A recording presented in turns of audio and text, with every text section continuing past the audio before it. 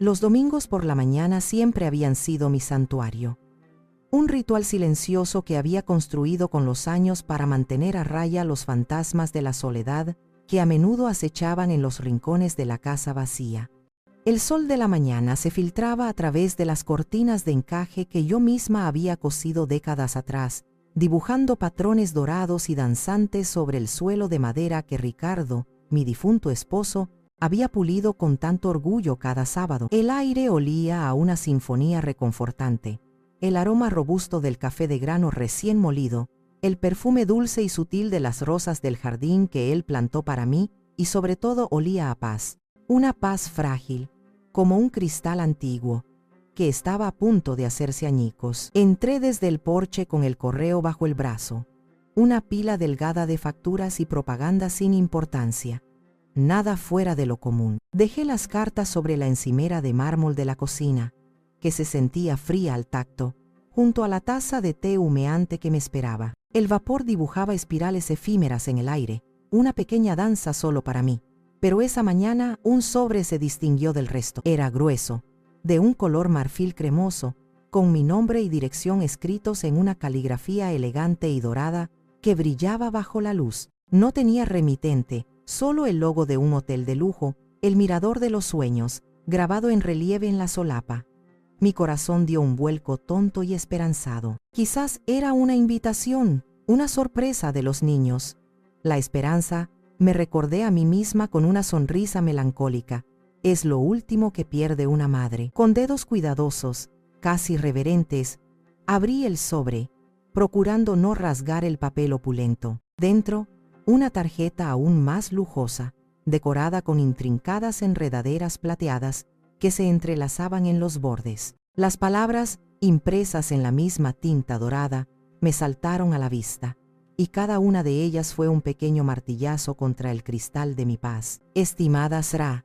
Elara Vargas, en nombre de todo el personal de El Mirador de los Sueños, quisiéramos extender nuestro más sincero agradecimiento por haber elegido nuestras instalaciones para ser la anfitriona de la cena de compromiso de Catalina y Esteban. Ha sido un honor ser parte de una noche tan memorable. Esperamos que usted y su familia hayan disfrutado de una velada inolvidable. Leí las palabras una vez, y mis cejas se fruncieron en confusión, y luego otra, más despacio, como si desentrañar cada sílaba pudiera cambiar su significado.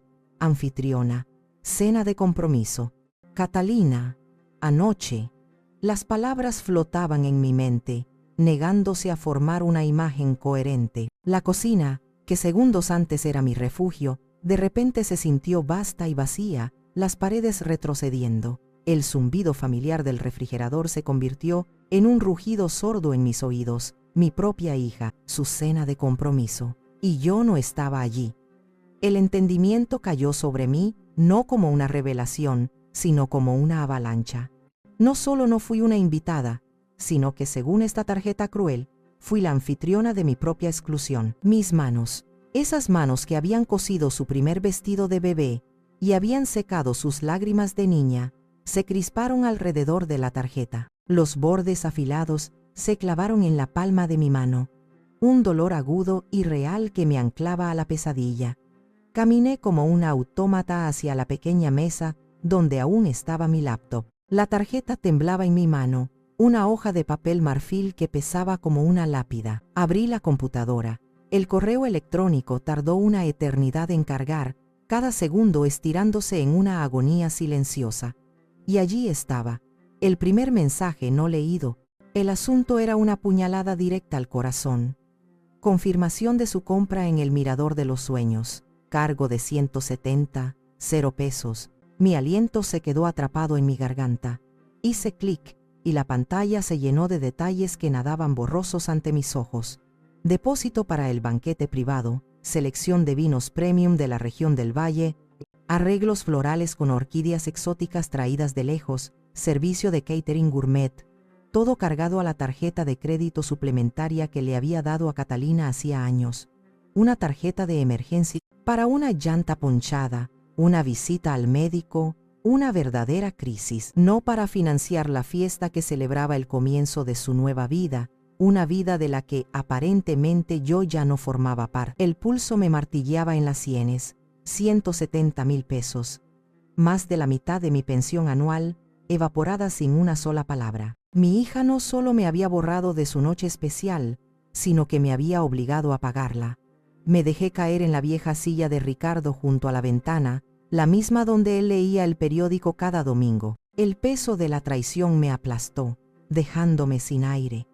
La tarjeta yacía en mi regazo, sus letras doradas burlándose de mí.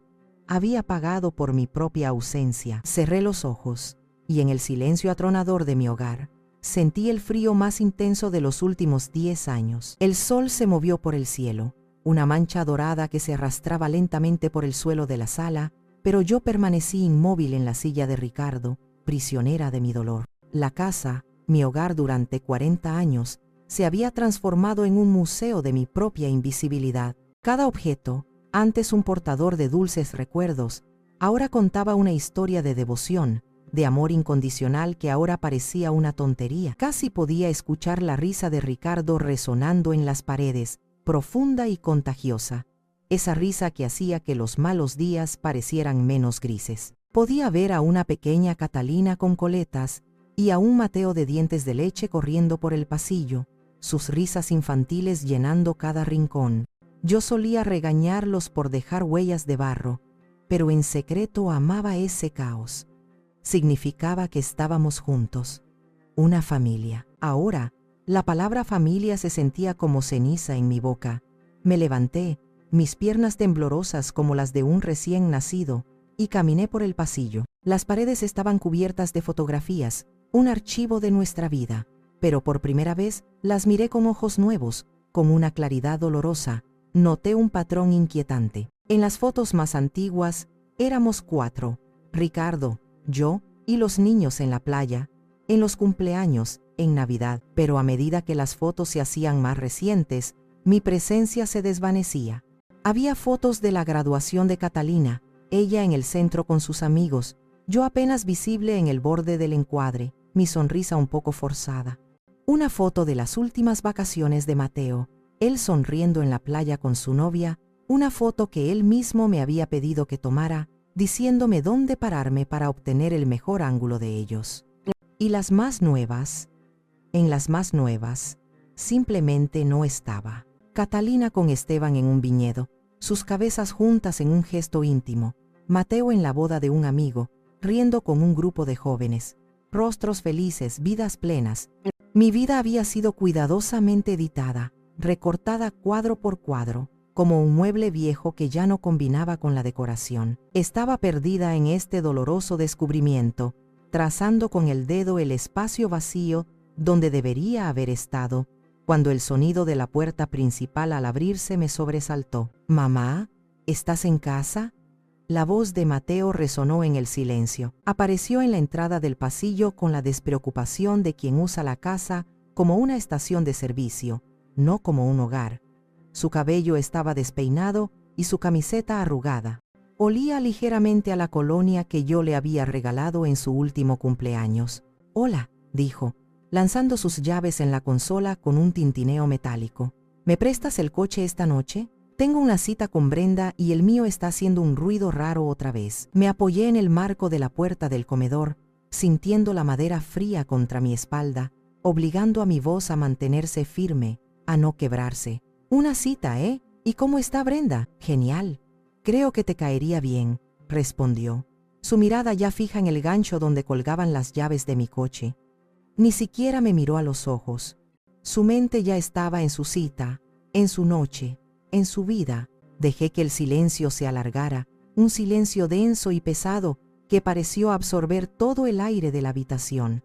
Luego pregunté, con la mayor naturalidad que pude fingir: «Por cierto, ¿cuándo es la cena de compromiso de tu hermana?». La pregunta cayó como una piedra en un estanque en calma. Mateo se congeló por un instante, su mano a medio camino de las llaves. No se giró, pero vi cómo sus hombros se tensaban. Sí», murmuró, rascándose la nuca, un gesto nervioso que conocía desde que era un niño y mentía sobre quién había roto el jarrón. «Fue ayer. Solo familia, ya sabes. Solo familia». Las palabras se deslizaron en mí como un cuchillo helado. Solo familia. Repetí en un susurro que apenas se oyó. Se encogió de hombros, un gesto torpe y culpable que no hizo nada para aliviar el dolor. Catalina ha estado muy estresada con la planificación. Quería algo pequeño, íntimo, ya sabes cómo se pone. Mi mirada se desvió más allá de él, hacia las fotos en el comedor, hacia los espacios vacíos donde yo debería haber estado. Íntimo, una intimidad de la que yo había sido excluida. Claro, dije, mi voz vacía de toda emoción.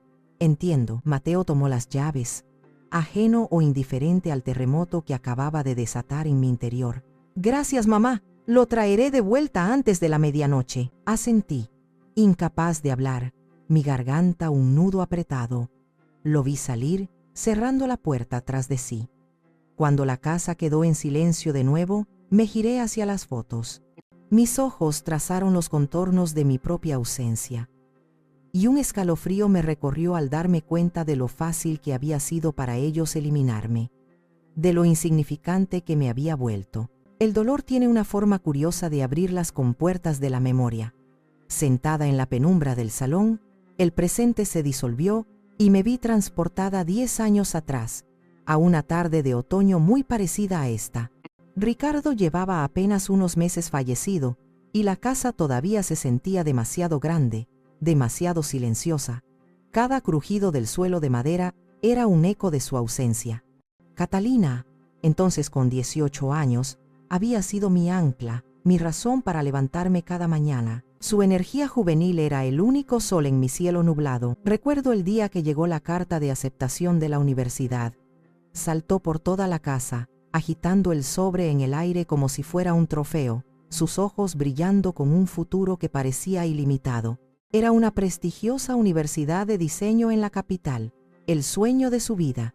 Mi corazón se hinchó de un orgullo tan intenso que casi dolió, pero también se encogió de miedo. Leí la sección de la matrícula y los costos de alojamiento. La cifra era astronómica, mucho más de lo que nuestros ahorros, mermados por la enfermedad de Ricardo, podían cubrir. Esa noche, Catalina entró en mi habitación.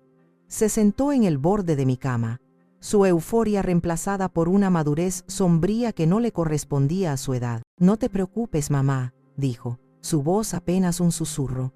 «Buscaré otra opción más cerca, más barata. No podemos permitírnoslo. Estaré bien». Ver la luz de sus sueños apagarse era más doloroso que mi propia viudez. Le dije que no se preocupara, que encontraríamos una manera. Pero en mi interior, la desesperación crecía como una mala hierba. Esa noche no pude dormir. Di vueltas en la cama, el peso de mi impotencia aplastándome. Cerca del amanecer, cuando el cielo comenzaba a teñirse de un gris pálido, me levanté y fui a mi joyero, un viejo cofre de madera de sándalo que había sido de mi madre. Dentro, sobre un lecho de terciopelo descolorido por el tiempo, descansaban los aretes de perlas de mi abuela. Eran 2 perlas perfectas, grandes como lágrimas, con un lustre que parecía contener la luz de la luna. Estaban engastadas en un platino discreto, el único lujo verdadero que nuestra familia había poseído. Mi abuela se los había dado a mi madre en su lecho de muerte, y mi madre a mí el día de mi boda. Eran más que una joya, eran un legado, un hilo de amor que conectaba a las mujeres de mi familia a través de las generaciones. Al día siguiente, sin decirle nada a Catalina, envolví los aretes en un pañuelo de seda y tomé el autobús al centro de la ciudad. Entré en una joyería antigua, de esas con suelos de mármol y un silencio reverencial que olía a metal pulido y a tiempo. El joyero, un hombre anciano con lentes de aumento que le colgaban en la punta de la nariz, examinó las perlas bajo una luz brillante. «Son exquisitas», dijo, su voz llena de aprecio, «una calidad que ya no se ve, puras y sin una sola imperfección». Me hizo una oferta. Era una buena oferta, una cantidad que cubriría el primer año de universidad de Catalina y algo más. Pero mientras él contaba los billetes, sentí como si estuviera vendiendo una parte de mi alma, un fragmento de mi historia familiar. El tacto frío de las perlas en mi mano fue reemplazado por el calor insípido del dinero. Cuando llegué a casa, Catalina estaba en la cocina, mirando folletos de universidades locales con una expresión resignada. Puse el fajo de billetes sobre la mesa. Ella levantó la vista, confundida. «Es para tu matrícula», le dije, tratando de que mi voz sonara alegre, casual. «¿De dónde?», comenzó a preguntar, sus ojos abiertos como platos. «Vendí unas viejas joyas que ya no usaba». Mentí, la palabra vieja sintiéndose como una traición en mi lengua. «Tu educación es la mejor inversión, mi amor. Tu futuro es más importante que cualquier adorno». La sonrisa que iluminó su rostro fue como un amanecer. Me abrazó con fuerza, llorando de alegría y gratitud. «Gracias, mamá. Gracias. Te lo pagaré todo, te lo prometo. Trabajaré duro. Serás la madre más orgullosa del mundo». En ese momento, su felicidad era todo lo que importaba. Creí en su promesa. Creí que el sacrificio valía la pena. Ahora, sentada en mi salón silencioso, con la factura de su lujosa fiesta de compromiso quemándome en la pantalla de la computadora, el recuerdo de esa promesa se sentía como la más cruel de las ironías. Había vendido mi pasado para construir su futuro, un futuro en el que al parecer no había lugar para mí. Si el sacrificio por Catalina fue una herida limpia y afilada, hecha en un acto de amor desesperado, las ayudas a Mateo fueron una hemorragia lenta y constante, una que me fue desangrando poco a poco a lo largo de los años. Mateo siempre fue el soñador, el que perseguía ideas grandiosas que inevitablemente se estrellaban contra la dura pared de la realidad. Ricardo solía decir, con una mezcla de cariño y exasperación, que Mateo tenía un corazón de oro y una cabeza llena de nubes. Siempre estaba a punto de dar el gran golpe, de lanzar la próxima gran cosa. El peor de sus fracasos, el que casi lo destruye, llegó hace unos 3 años. Había invertido todo lo que tenía, y una buena parte de lo que no tenía, en una aplicación móvil para conectar a jardineros locales con personas que necesitaban sus servicios. «Será el Uber de la jardinería, mamá», me había dicho con un entusiasmo contagioso. La idea era buena, pero la ejecución fue un desastre. Subestimó los costos, contrató a los programadores equivocados y se quedó sin capital antes de poder lanzar una versión funcional. Una tarde, apareció en mi puerta, pálido y demacrado. Tenía ojeras oscuras bajo los ojos y la mirada de un hombre derrotado. «Lo he perdido todo, mamá», dijo, su voz quebrada. Se derrumbó en el sofá de la sala, el mismo donde ahora me sentaba yo, y escondió el rostro entre las manos. Su cuerpo se sacudía con sollozos silenciosos. Me senté a su lado, mi corazón de madre doliendo por él. Me contó la historia completa, deudas con los programadores que amenazaban con demandarlo, préstamos con intereses altísimos de prestamistas poco fiables, socios que lo habían abandonado, los acreedores lo llamaban a todas horas. Estaba al borde de la bancarrota, necesito 100,000 pesos, susurró, sin atreverse a mirarme, solo para cubrir lo más urgente, para que me dejen en paz. Te juro, mamá, esta es la última vez. He aprendido la lección. Esta vida de emprendedor no es para mí. Conseguiré un trabajo estable, un trabajo de verdad. Te devolveré cada centavo, aunque me tome el resto de mi vida. Mi mente racional, la voz de Ricardo que a veces oía en mi cabeza, me gritaba que no lo hiciera. Ya lo había ayudado 2 veces antes, con sumas más pequeñas, que nunca fueron devueltas. Mis ahorros para la jubilación, el dinero que Ricardo y yo habíamos guardado con tanto esfuerzo, ya no eran lo que solían ser. Pero entonces Mateo levantó la vista, sus ojos llenos de lágrimas, los mismos ojos de niño que me miraban cuando se caía de la bicicleta y se raspaba la rodilla. «Por favor, mamá, no sé a quién más recurrir. Estoy desesperado, siento que me ahogo». La prudencia luchó contra el instinto maternal, y como siempre, el instinto ganó. Fui a mi estudio, abrí la aplicación del banco en mi computadora y realicé la transferencia. Mientras los números desaparecían de mi cuenta, sentí un nudo de pavor en el estómago. Era una cantidad enorme, el colchón de seguridad que me permitía dormir por las noches. Vi cómo el saldo disminuía drásticamente y sentí un vértigo momentáneo. Al día siguiente, Mateo volvió. Estaba más tranquilo, casi eufórico. Me abrazó, me llamó su salvadora, su ángel guardián. Repitió sus promesas de pagarme, de cambiar su vida. Durante unas semanas, pareció que lo cumpliría. Me llamaba para contarme sobre las entrevistas de trabajo. Luego, las llamadas se hicieron menos frecuentes. Las visitas cesaron, a menos que necesitara algo pequeño. Dinero para la gasolina, que le prestara el coche, que le lavara una carga de ropa porque la suya se había estropeado. El trabajo estable nunca se materializó. Los 100,000 pesos se desvanecieron, al igual que sus promesas. Nunca volví a mencionar el dinero. La vergüenza era demasiado grande, no la suya, sino la mía. Vergüenza por haber sido tan débil, por haber permitido que mi amor me cegara una vez más, por haber ignorado la sabiduría de mi esposo. Ahora, en la quietud de mi casa, la verdad era ineludible. No los había ayudado, los había habilitado. Les había enseñado que yo era un recurso inagotable, un cajero automático con un corazón que siempre dispensaría amor y dinero, sin importar el costo para mí. Les enseñé que las consecuencias no existían para ellos, porque yo siempre estaría allí para absorberlas. Y la lección que ellos habían aprendido también era la que ahora me estaba destruyendo. La revelación de la cena de compromiso no fue un rayo en un cielo despejado. Fue el trueno final de una tormenta que se había estado gestando durante años.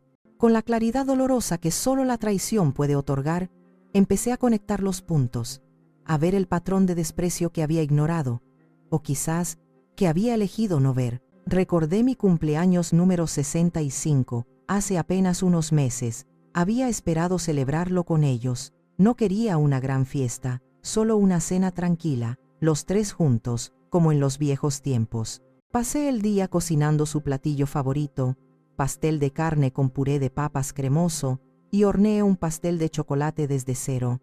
La casa olía a hogar, pero a medida que la tarde se convertía en noche, el silencio se hacía más pesado. A las 8, recibí un mensaje de Catalina, una foto de ella y Esteban en una playa, con copas de champán en la mano. El texto decía: «Feliz cumple, mami». Esteban me sorprendió con un viaje de fin de semana. «Te quiero. Celebramos cuando volvamos. Nunca celebramos». Mateo llamó cerca de las 10, su voz apresurada y un poco arrastrada por el alcohol.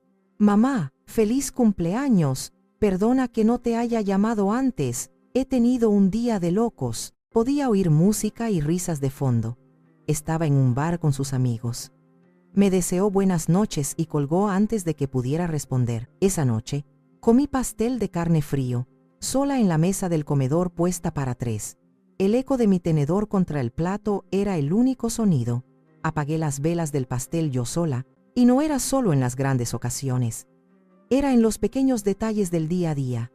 Esas pequeñas espinas que se te clavan y que ignoras hasta que la herida se infecta. Las llamadas que solo eran para pedir algo. Las visitas relámpago en las que dejaban su ropa sucia y se llevaban recipientes llenos de comida, sin apenas preguntar cómo estaba. Las críticas sutiles, disfrazadas de consejos, a mi casa, a mi ropa, a mi forma de vida. «Mamá, ese mantel es tan anticuado. Mamá, ¿por qué no te compras un teléfono nuevo? Este es de la prehistoria. ¿De verdad sigues viendo esas telenovelas? Son tan dramáticas». Eran pequeños cortes, casi imperceptibles, pero que con el tiempo me habían desangrado la autoestima. Me habían hecho sentir como una reliquia, una figura anacrónica en sus vidas modernas y ajetreadas. Un servicio de catering y lavandería gratuito, no una madre. Sola en mi taller de costura, el lugar donde siempre encontraba consuelo, mis dedos rozaron un viejo vestido de novia a medio hacer, un proyecto que había abandonado tras la muerte de Ricardo. La tela, un satén de seda, era fría y suave al tacto. Fue entonces cuando el recuerdo de su voz, de sus palabras, volvió a mí con una claridad abrumadora. Estábamos sentados en el porche una tarde de verano, viendo a los niños, ya adolescentes, discutir por alguna tontería.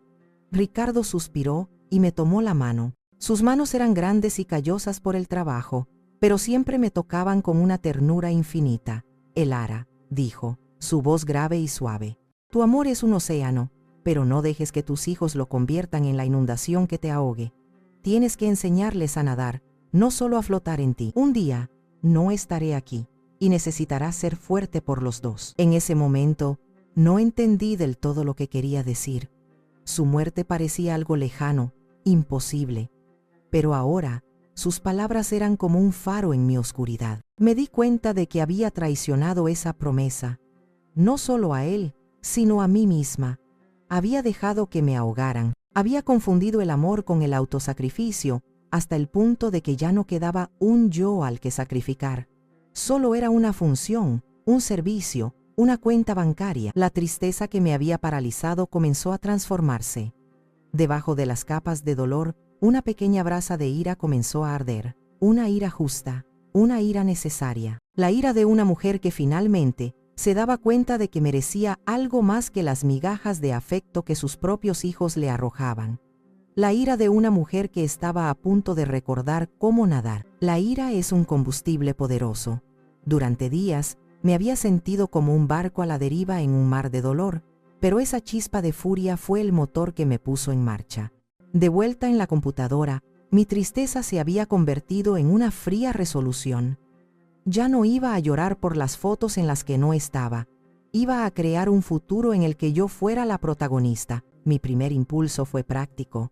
Si iban a tratarme como un banco, entonces actuaría como un banquero. Comencé a revisar los estados de cuenta de la tarjeta de crédito de los últimos meses, algo que no había hecho en años por una mezcla de confianza ciega y pereza. Lo que encontré me revolvió el estómago. El cargo de la cena de compromiso era solo la punta del iceberg. Había docenas de cargos de Catalina, cenas en restaurantes caros a los que nunca fui invitada, ropa de diseñador que nunca vi, tratamientos de spa, boletos para conciertos. Y luego, un cargo que me dejó sin aliento, 40,000 pesos en una joyería de lujo, Eternity Jewels. La fecha de la compra era de 2 semanas antes. Hice clic en los detalles. La descripción decía: juego de collar y aretes de diamantes, colección nupcial. Había comprado sus joyas de novia con mi dinero. Con el dinero que yo ahorraba para emergencias, para la vejez, para tener una vida digna. La audacia, la absoluta falta de respeto, era asombrosa. Tomé el teléfono. Mis dedos marcaron el número de servicio al cliente del banco. Cuando la operadora contestó, mi voz tembló al principio. Buenos días. Mi nombre es Elara Vargas. Llamo para reportar unos cargos no autorizados en mi cuenta. Por supuesto, Sra. Vargas. ¿Podría decirme cuáles son los cargos?, preguntó la voz profesional al otro lado de la línea. Todos, dije, y la duda en mi voz desapareció, reemplazada por una certeza de acero. Todos los cargos de la tarjeta suplementaria a nombre de Catalina Vargas. Enumeré los más grandes: el banquete, la joyería, los restaurantes. Hubo un silencio mientras la operadora verificaba la información. Entiendo, señora. El total de los cargos que menciona es de 210,000 pesos. ¿Confirma que no autorizó ninguno de ellos?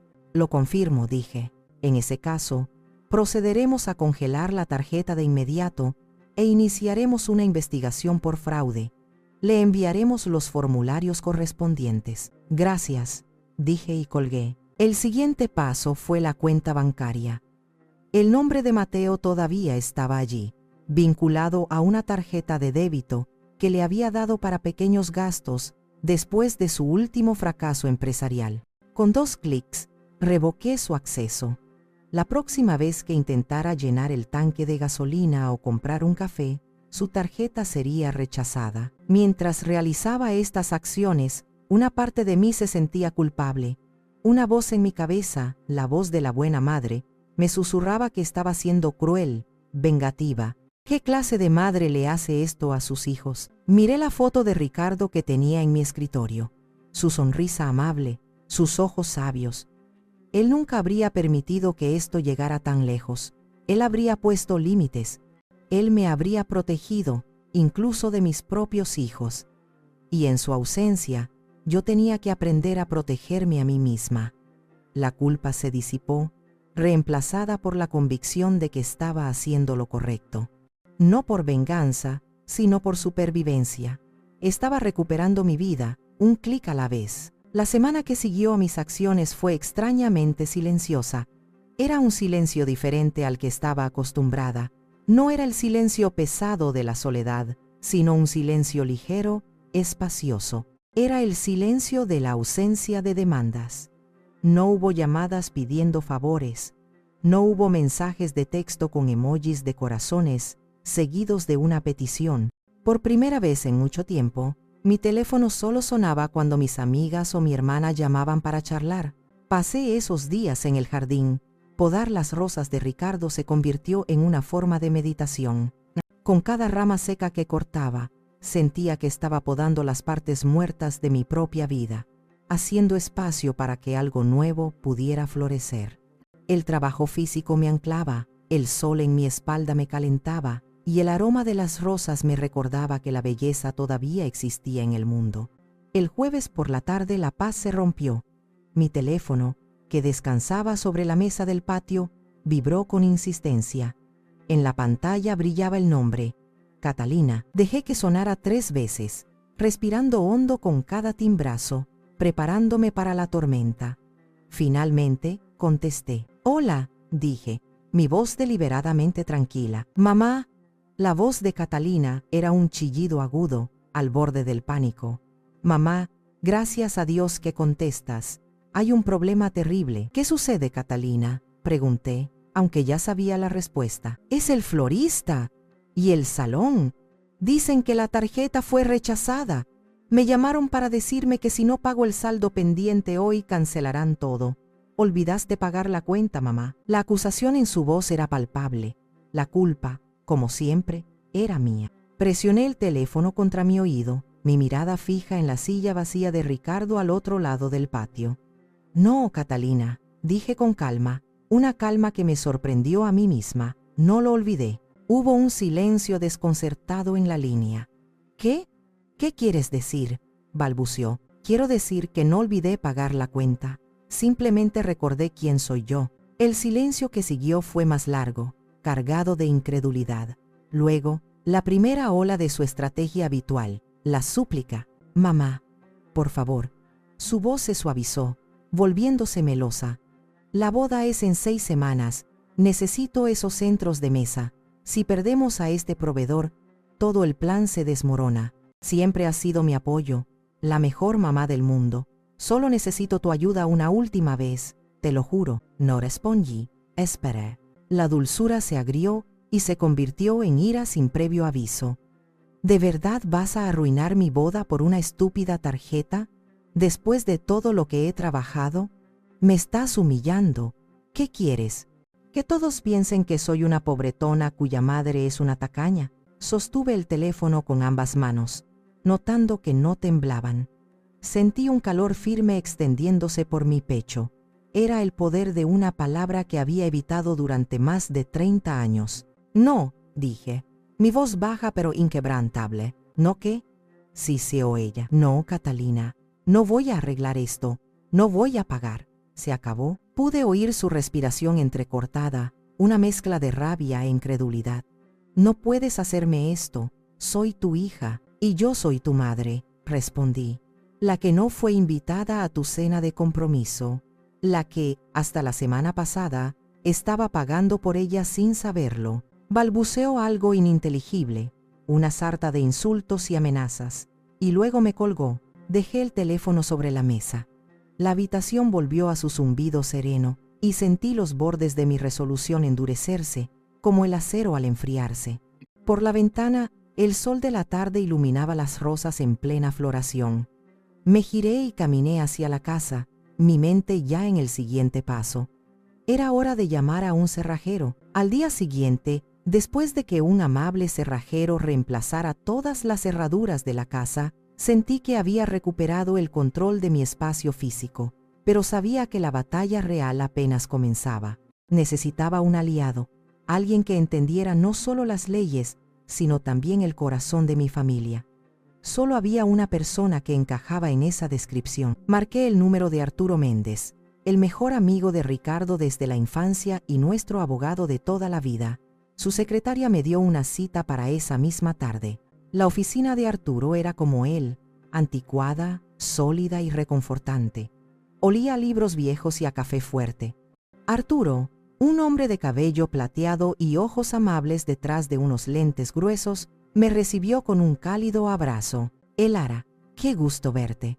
Pero por tu voz en el teléfono, supe que no era una visita social, dijo, guiándome a una de las sillas de cuero frente a su imponente escritorio de caoba. Le conté todo. Comencé con la tarjeta de agradecimiento y terminé con la llamada furiosa de Catalina. No omití nada: los sacrificios, el dinero prestado, la creciente sensación de invisibilidad. Hablé sin llorar, con una claridad que me sorprendió. Cuando terminé, Arturo se quedó en silencio por un largo momento, sus dedos entrelazados sobre el escritorio. Ricardo lo sabía, dijo finalmente, su voz suave. ¿Qué sabía?, pregunté, confundida. Sabía que esto podría pasar. Amaba a sus hijos con locura, Elara, pero no era ciego. Veía la veta de egoísmo en Catalina y la debilidad en Mateo. Se preocupaba por ti, por lo que pasaría cuando él ya no estuviera para protegerte. Arturo se levantó y caminó hacia una gran caja fuerte de acero en la esquina de la oficina. Giró la combinación con movimientos precisos y la pesada puerta se abrió con un clic satisfactorio. De adentro, sacó una carpeta de cuero azul oscuro. Ricardo y yo preparamos esto en sus últimos meses, dijo, colocando la carpeta sobre el escritorio frente a mí.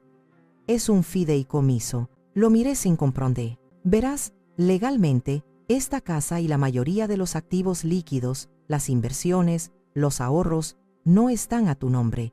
Están a nombre del fideicomiso familiar Vargas. Y tú, mi querida Elara, eres la única fideicomisaria. Tienes el control absoluto y total sobre cada centavo, cada ladrillo de esta casa, mientras vivas. Mi mente daba vueltas. ¿Y los niños? Son los beneficiarios, explicó Arturo con una leve sonrisa, pero solo después de que tú te hayas ido. Y lo más importante, el fideicomiso incluye una cláusula de revocación. Significa que tienes el derecho legal de eliminarlos como beneficiarios en cualquier momento, por cualquier motivo que consideres oportuno. Legalmente, Elara, no tienen derecho a nada, ni a la casa, ni al dinero. Nada. Todo es tuyo para administrarlo y disfrutarlo como mejor te parezca. Me quedé sin palabras. El aliento se me había atascado en el pecho. Ricardo, mi amado Ricardo, incluso desde la tumba me estaba cuidando. Había visto el futuro, había anticipado mi dolor y había forjado un escudo para protegerme. Una inmensa ola de gratitud y amor me inundó, borrando la ira y el dolor. Las lágrimas que no había derramado por la traición de mis hijos ahora corrían libremente por mis mejillas. Lágrimas de amor por el hombre que me había conocido y amado tan profundamente. Arturo me pasó un pañuelo. Él quería que tuvieras paz, Elara. Quería que tuvieras el poder de protegerte.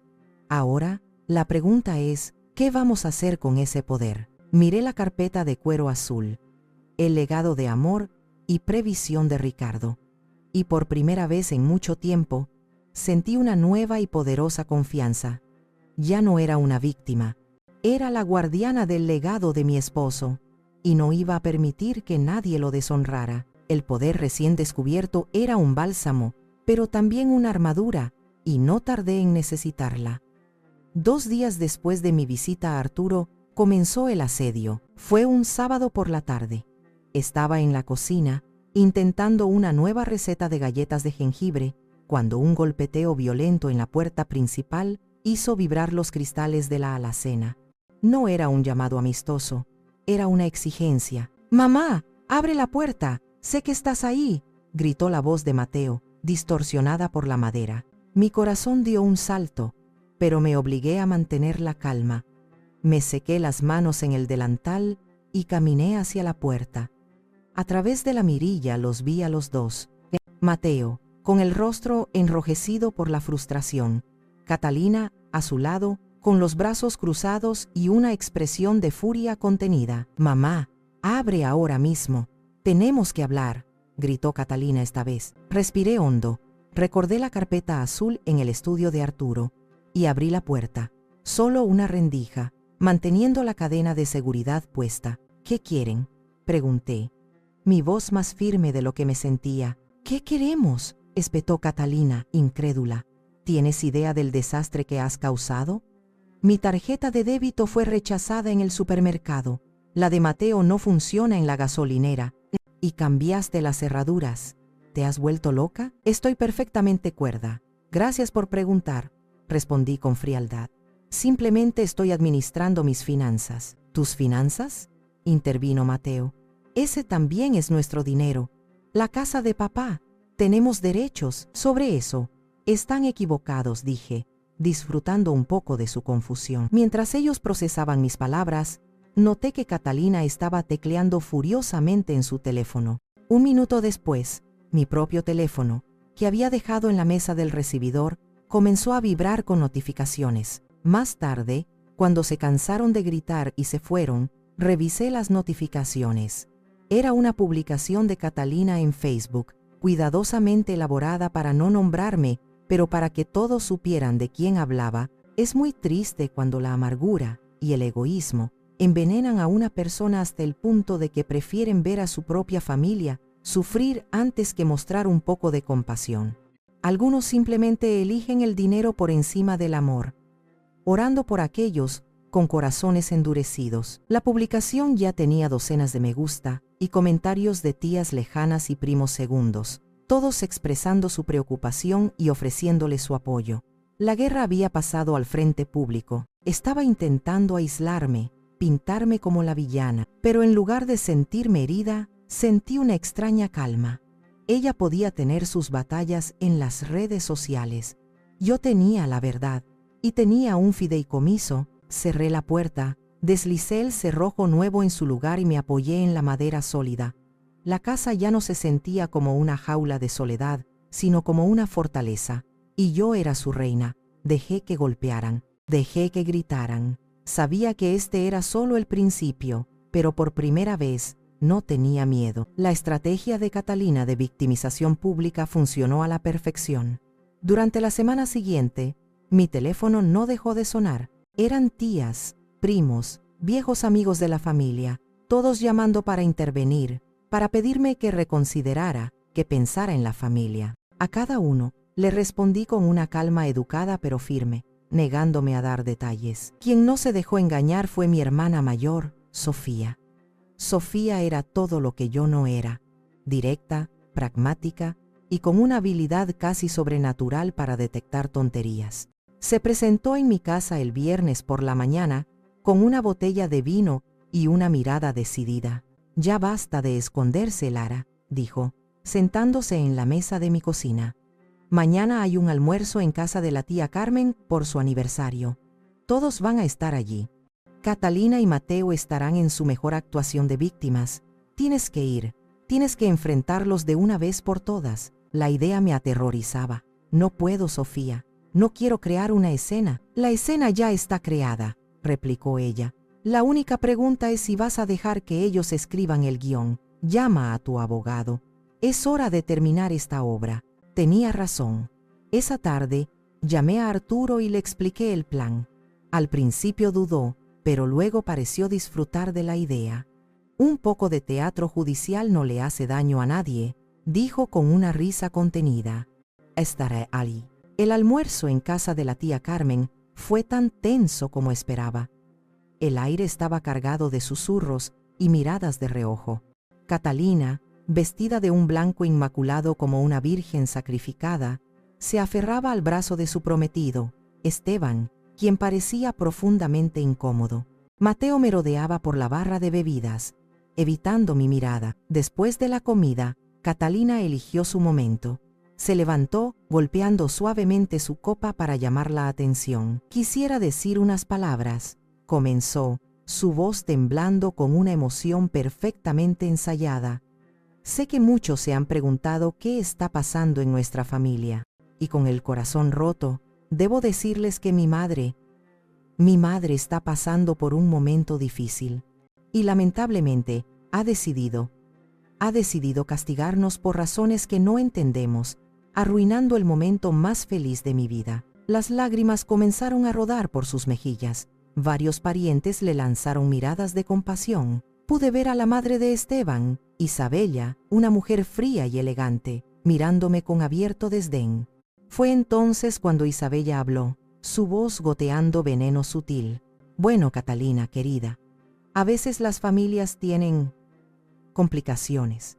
Espero que los orígenes, humildes, de tu familia no sean un problema a largo plazo.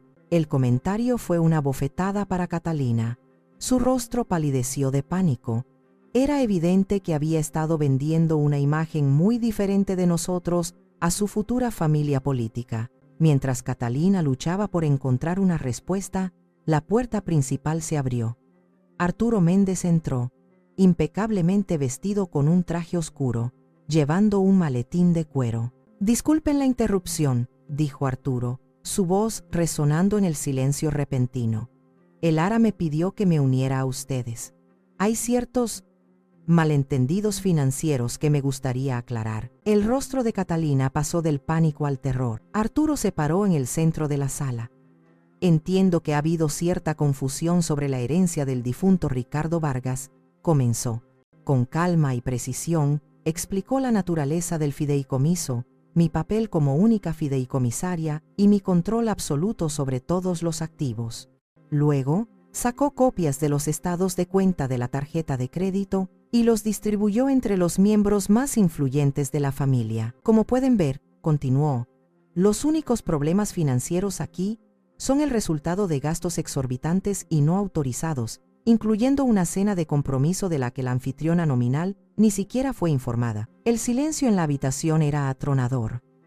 Todas las miradas se volvieron hacia Catalina, cuyo rostro estaba descompuesto por la humillación. El aire en la sala de la tía Carmen era tan denso que se podía cortar con un cuchillo. Los murmullos de simpatía hacia Catalina se habían extinguido, reemplazados por un silencio incómodo y juzgador. Los papeles que Arturo había distribuido pasaban de mano en mano, y con cada persona que los leía, la expresión de Catalina se desmoronaba un poco más. Esteban, su prometido, estaba a su lado, pálido como un fantasma. Tomó uno de los estados de cuenta y lo leyó. Vi cómo sus ojos se abrían con incredulidad al ver el cargo de la joyería, el de los restaurantes, el del hotel. Su mirada pasó del papel al rostro lloroso de Catalina, y por primera vez vi una sombra de duda, de decepción, en sus ojos. Era mi momento. Me levanté, no con rabia, sino con una calma que se sentía extraña y poderosa. Todas las miradas se volvieron hacia mí. «Hay una cosa más que deben saber», dije, mi voz clara y firme, dirigiéndome no solo a mi familia, sino directamente a Esteban y a su madre, Isabella. «Catalina les ha hecho creer que esta casa, la casa que mi esposo y yo construimos con 40 años de trabajo y los ahorros de toda nuestra vida, eran su dote, un regalo de bodas para asegurar su futuro». La mandíbula de Esteban se tensó. Isabella levantó una ceja perfectamente depilada, su máscara de superioridad finalmente mostrando una grieta de interés genuino. «Eso no es cierto», continué. «No hay dote, no hay regalo, solo hay mentiras, construidas sobre el dinero que ella me ha estado quitando sin mi conocimiento. Mentiras para impresionar a personas a las que, aparentemente, valora más que a su propia madre». Fue la estocada final. La verdad, desnuda y brutal. Catalina se rompió. El llanto ensayado se convirtió en un sollozo desgarrador y feo. «¡Mientes!», gritó, su voz aguda y estridente. «Lo haces para arruinarme. Siempre me has tenido envidia. Nunca quisiste que fuera feliz, que tuviera algo mejor que tú». La acusación era tan absurda, tan alejada de la realidad de mis años de sacrificio, que ni siquiera dolió. Simplemente reveló la profundidad de su delirio, de su egoísmo. Nadie se movió para consolarla, ni siquiera Mateo, que se había encogido en un rincón como si quisiera que la tierra se lo tragara. Entonces, Esteban se movió. Se soltó suavemente del agarre de Catalina. La miró, no con ira, sino con una profunda y abrumadora tristeza. «Pensé que te conocía, Cata», dijo, su voz apenas un susurro. Se quitó el anillo de compromiso de su dedo meñique, donde lo había estado guardando, y lo colocó suavemente sobre la mesa. «No puedo construir una vida sobre esto». Sin decir una palabra más, se dio la vuelta y caminó hacia la puerta. Su madre, Isabella, Le lanzó a Catalina una última mirada de puro desprecio y lo siguió. El sonido de la puerta principal cerrándose fue el sonido del telón cayendo sobre la farsa de Catalina. Se quedó allí, en medio de la sala, rodeada de los restos de sus mentiras, completamente sola. El drama había terminado, y en el silencio que siguió, por primera vez en mucho tiempo, sentí que podía respirar. Los días que siguieron al almuerzo fueron un torbellino de consecuencias, no para mí, sino para mis hijos. La noticia de la boda cancelada y la verdad detrás de ella se extendieron por nuestro círculo familiar y social como un reguero de pólvora. Los teléfonos que antes sonaban para reprenderme, ahora guardaban silencio. Para Catalina, la caída fue dura y rápida. No solo había perdido a su prometido y la vida de lujo que anhelaba, sino que también se enfrentaba a una montaña de deudas. Los proveedores de la boda, al enterarse de la cancelación, comenzaron a exigir los pagos de los saldos pendientes. Sin mi tarjeta de crédito y sin el respaldo financiero de Esteban, estaba sola. Tuvo que vender su coche, mudarse de su elegante apartamento a uno mucho más pequeño y modesto, y buscar un segundo trabajo para empezar a pagar lo que debía. La humillación pública fue, quizás, el peor de sus castigos. Las mismas personas a las que había intentado impresionar ahora susurraban sobre ella a sus espaldas. Mateo también tuvo que enfrentar la realidad. Un día después del almuerzo, le envié una notificación formal, a través de Arturo, de que tenía 30 días para desalojar el apartamento que yo había estado pagando. El pánico lo obligó a hacer lo que había evitado durante años, buscar un trabajo de verdad. Consiguió un puesto de nivel básico en un centro de atención telefónica, un trabajo humilde y agotador que lo obligó a madurar de la noche a la mañana. Recibí algunas llamadas de familiares que, sintiéndose culpables por haberme juzgado, ahora intentaban mediar. «Quizás está siendo demasiado dura, Elara», me dijo una prima. «¿Siguen siendo tus hijos?» «Sí, lo son», respondí con calma. «Y a veces, el mayor acto de amor de una madre es dar un paso atrás y dejar que sus hijos enfrenten las consecuencias de sus propias acciones. Es la única manera de que aprendan a caminar por sí mismos». No sentí alegría por su desgracia. No había triunfo en mi corazón, solo una tranquila sensación de justicia. Habían perdido dinero, estatus y relaciones, todo lo que habían priorizado por encima de mí. Se habían enredado tanto en su propia red de egoísmo que no se dieron cuenta de que el hilo más importante que estaban cortando era el que los unía a su madre. Y ahora estaban a la deriva, aprendiendo por las malas que el amor y el respeto no son derechos, sino tesoros que deben ser cuidados y merecidos. Con la tormenta finalmente amainando, me di cuenta de que la vieja casa, mi fortaleza durante la batalla, ahora se sentía como un mausoleo. Cada habitación estaba impregnada de recuerdos, tanto buenos como dolorosamente agridulces. Necesitaba un nuevo comienzo, un espacio que no estuviera manchado por el pasado. Con la ayuda de Arturo puse la casa en venta. Se vendió sorprendentemente rápido. Con el dinero compré un apartamento más pequeño, luminoso y moderno en un edificio tranquilo cerca del centro, a solo unas calles de la casa de mi hermana Sofía. El proceso de mudanza fue catártico. Desempaqué cajas de mi vida, decidiendo qué conservar y qué dejar ir. Los viejos juguetes de los niños, sus dibujos de la escuela, los guardé en una caja de recuerdos. Pero las fotos más recientes, las que documentaban mi lenta desaparición, las tiré a la basura sin dudarlo. Mi nuevo hogar se convirtió en mi lienzo. Pinté las paredes de un color crema cálido, colgué cortinas nuevas y llené el balcón con macetas de geranios, lavanda y, por supuesto, una variedad de rosas en miniatura.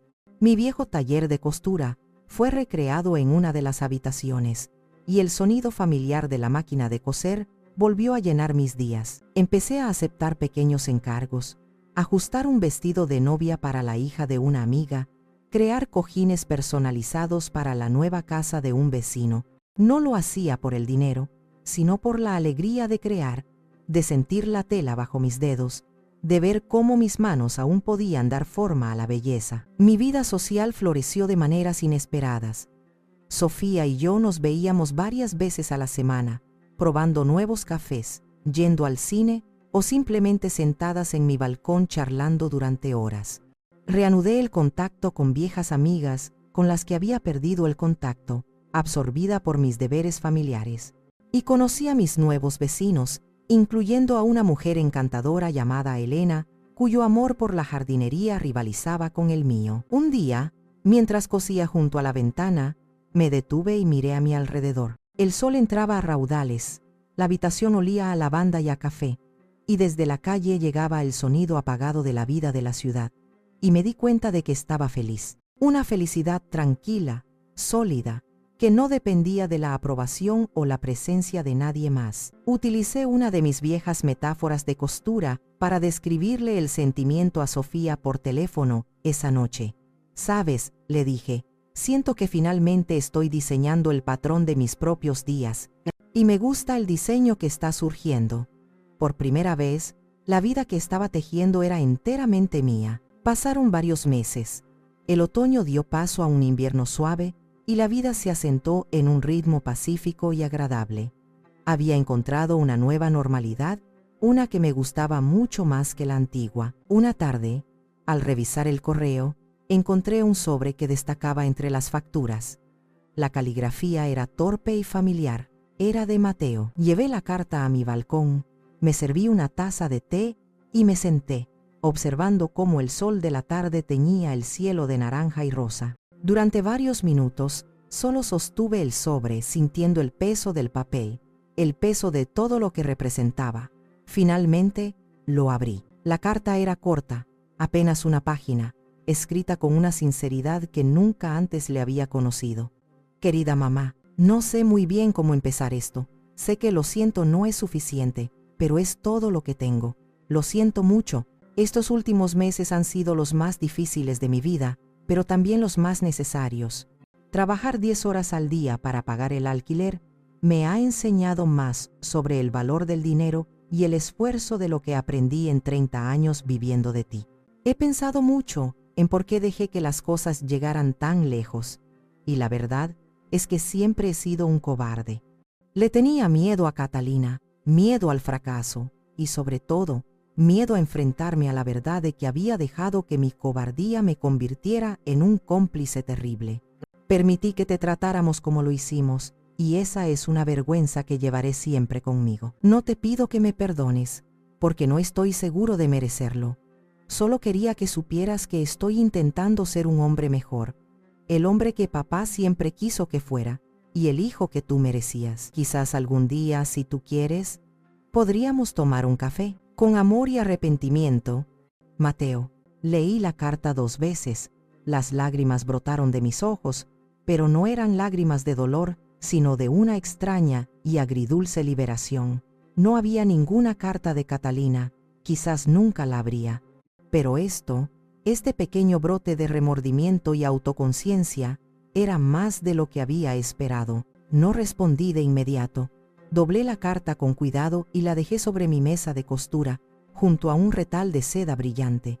Miré por la ventana, hacia el nuevo amanecer que comenzaba a despuntar. Había perdonado.